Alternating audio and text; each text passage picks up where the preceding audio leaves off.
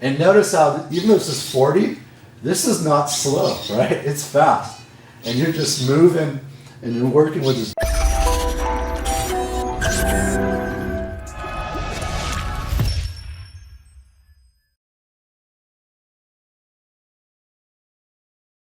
What's up, you guys? Coach Nick here, GMAU Muay Thai.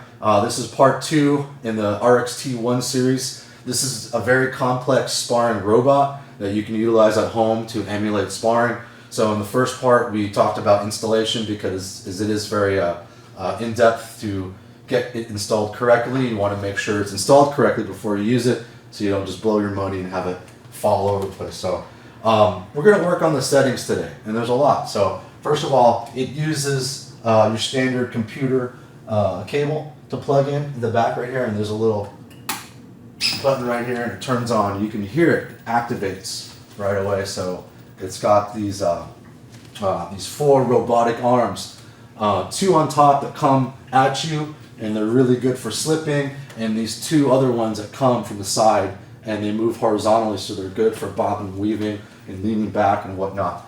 So it's touchscreen, which is pretty cool. So the STRYK logo pops up as a splash page, and then you have these different settings. Okay.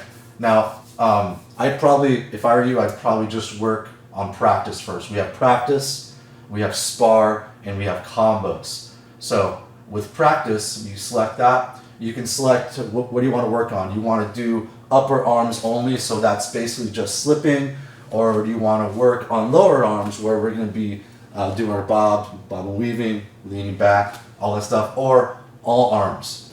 And that's going to be where you can mix it up. So let's say we just work on upper arms only, and this is where we can just work on one thing. So if you just want to work on the jab, it'll just jab at you. This upper arm will just jab at you, or you can have both arms. You can have jab and cross, or just a cross. So that's kind of cool. That's a lot of settings for just one part. You can do upper arms only, both arms, jab only, cross only. Okay, let's say we're just working on the jab only, we're working our jab out. We get to another screen. So this is where it's like a simulated. You have all these simulated rounds. We can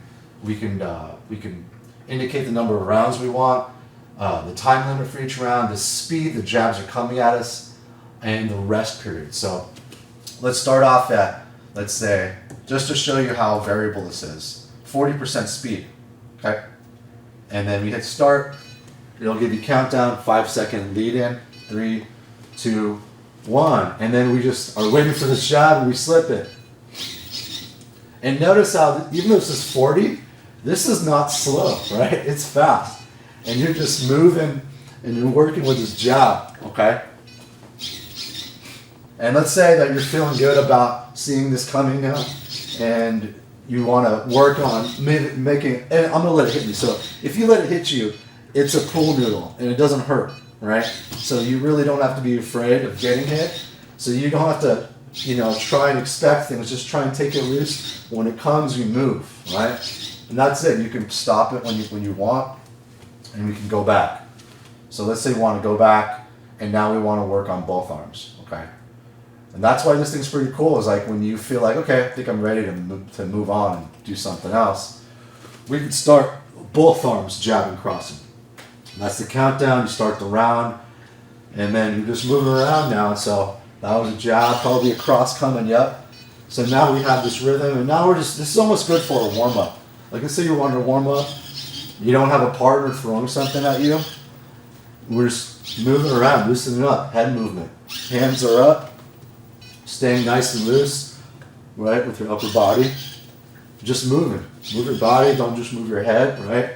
Tuck your chin, hands are up, shoulders are relaxed, elbows in. That's it. That was about 30 seconds. So those are just the settings of the practice, but imagine those settings applying as well to the other ones, which are spar, which is going to be unpredictable, and we're going to go over all those techniques in part 3 and 4, because there's ways we can utilize that to emulate sparring. And then there's combos. Combos are good because it'll give you a set variety, a sequence that you can work with, and you can work on your movements in a set pattern, right? Just to get muscle memory. And we'll talk about all that too. So this is part 2, just going over the settings. Hope you guys enjoyed it. See you next time.